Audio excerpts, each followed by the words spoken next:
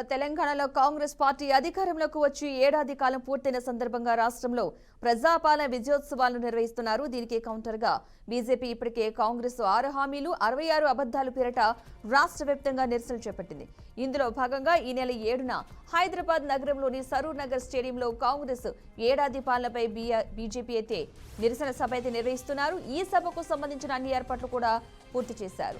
అయితే ఈ నిరసన సభకు కేంద్ర మంత్రి బీజేపీ జాతీయ అధ్యక్షుడు జేపీ నడ్డా హాజరు కానున్నట్లుగా ఆ పార్టీ అధిష్టానం అధికారికంగా ప్రకటించింది. దీంతో ఈ సభను విజయవంతం చేసి కాంగ్రెస్ పార్టీపై ఉన్న వ్యతిరేకతను రాష్ట్ర ప్రజలకు చాటేందుకు బీజేపీ భారీ ఎత్తున ఏర్పాట్లు చేస్తున్నట్లుగా తెలుస్తోంది.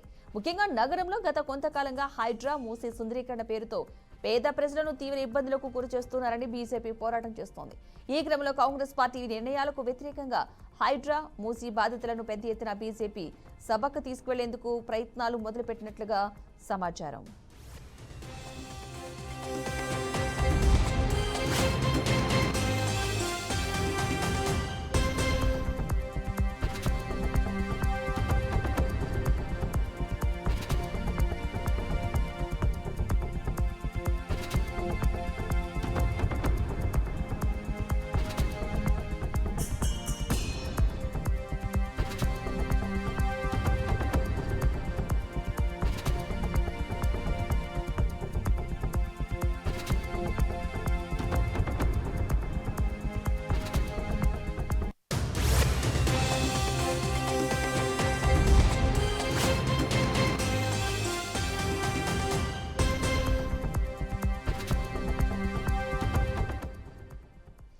ఇక రేపు సరూర్ నగర్ లో బీజేపీ నిరసన సభ అయితే నిర్వహించనుంది. ఇక ఈ సభకు జాతీయ అధ్యక్షుడు జేపీ నడ్డా హాజరు కానున్నట్లుగా తెలుస్తోంది. కాంగ్రెస్ ప్రజాపాలన విజయోత్సవాలకు వ్యతిరేకంగా నిరసన సభనైతే ఏర్పాటు చేశారు.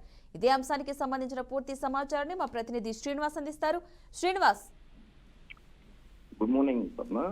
తెలంగాణలోని ఒక్కసారిగా కాంగ్రెస్ ప్రభుత్వం చేపట్టినటువంటి హామీలతో అధికారంలోకి వచ్చినటువంటి కాంగ్రెస్ పార్టీకి వ్యతిరేకంగా రాష్ట్రంలోని బీజేపీ రాష్ట్ర కమిటీ పిలుపు ఇవ్వడం జరిగింది. రేపు సరూర్ నగర్ లో, హైదరాబాద్ లోని సరూర్ నగర్ లో జరిగేటటువంటి నిరసన కార్యక్రమానికి బీజేపీ జాతీయ అధ్యక్షుడు నడ్డా కూడా హాజరు కానున్నారు. దీనికి సంబంధించి ఇప్పటికే పార్టీకి సంబంధించినటువంటి వర్గాల్లో బీజేపీకి సంబంధించిన నాయకత్వానికి ఇప్పటికే ప్రతి నియోజకవర్గం, ప్రతి బూత్ సెంటర్ నుంచి కూడా కమిటీలు పిలుపులో పాల్గొనాలనేది రాష్ట్ర కమిటీ చెప్పడం జరిగింది. దీనికి సంబంధించి కిషన్ రెడ్డి ఇప్పటికే పలుమార్లు జాతీయ స్థాయిలో ఉన్న నాయకులతో మాట్లాడారు. ఇక్కడ ఉన్నటువంటి తెలంగాణలో ఏర్పడినటువంటి నూతన ప్రభుత్వం కాంగ్రెస్ పార్టీ చేసినటువంటి హామీలు కానీ సంబంధించినటువంటి ఎన్నికల్లో ఇచ్చినటువంటి హామీలు ప్రజలకు ఏం చేయలేదని తెలంగాణలోని ప్రభుత్వం ప్రజల పట్ల వివక్షత చూపుతుందనేది వాళ్ళు బీజేపీ పార్టీ తీసుకున్నటువంటి నిరసన కార్యక్రమానికి రేపు ఉదయం సరూర్ నగర్ లోని పెద్ద ఎత్తున భారీ జన సమీకరణతో పాటు నిరసన వ్యక్తం చేస్తున్నట్లు కూడా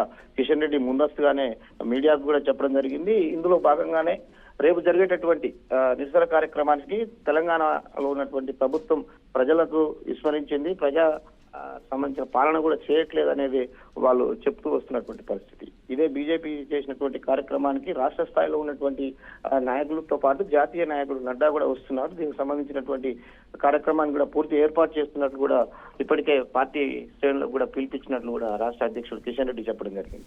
ఇకపోతే ప్రభుత్వం 9 నెలల్లో కానీ ఇప్పుడున్నటువంటి ఈ కాంగ్రెస్ ప్రభుత్వం ప్రజలకు 6 గ్యారంటీ స్కీమ్ తోని అధికారంలోకి వచ్చి అన్ని అబద్ధాలు చేస్తుందనేది బీజేపీ చెప్పుకొస్తున్నటువంటి పరిస్థితి. 6 గ్యారంటీలకి అమలు కాదు, 60 తప్పులతోటి అధికారం చేపడుతున్నారు. దీనికి సంబంధించినటువంటి అనేక పాలనకు చేయాల్సినటువంటి ప్రజల సేవ చేయకుండా సొంత ప్రయోజనాల కొరకే పార్టీని కానీ ప్రజల ఉపయోగించుకుంటున్నారనేది బీజేపీ పార్టీ నిరసన కార్యక్రమం చేపడుతున్నటువంటి పరిస్థితి. తెలంగాణలో చెప్పినటువంటి ప్రాజెక్టులు కానీ సంబంధించినటువంటి నిధులు నియామకాల మీద జరుగుతున్నట్టు ఉద్యోగాలు కానీ ఎక్కడా నింపకుండా నిర్లక్ష్యం చేస్తూ సొంత ప్రయోజనాల కొరకే పార్టీ యొక్క క్యాడరు మాత్రమే కాపాడుకుంటుందని కూడా విమర్శిస్తున్నటువంటి పరిస్థితి. బీజేపీ చెప్తున్న విధంగానే తెలంగాణలో జరిగినటువంటి అనేక కార్యక్రమాలు చేపట్టాల్సినటువంటి కాంగ్రెస్ పార్టీ చేపట్టలేకపోతుంది, విఫలమైందనేదే బీజేపీ చెప్తున్నటువంటి పరిస్థితి. అనేక ప్రజా సంక్షేమ పథకాలను తుంగలో తొక్కి వాళ్ళకు రావాల్సినటువంటి బడ్జెట్ కానీ సంబంధించినటువంటి విషయాలు ఇప్పటి వరకు ఎక్కడ కేటాయించలేదని బీజేపీపై పెద్ద ఎత్తున రాష్ట్రంలోని రాష్ట్ర నాయకులు కూడా బీజేపీ తీసుకున్నటువంటి నిర్ణయాన్ని పెద్ద ఎత్తున ప్రజలు కూడా జన సమీకరణ చేస్తున్నారు. దీనికి సంబంధించి ప్రజలు కూడా పెద్ద ఎత్తున బ్రహ్మరథం పడతారని కూడా బీజేపీ పార్టీ చెప్తున్నటువంటి పరిస్థితి. Padma. Right, thank you Srinivas.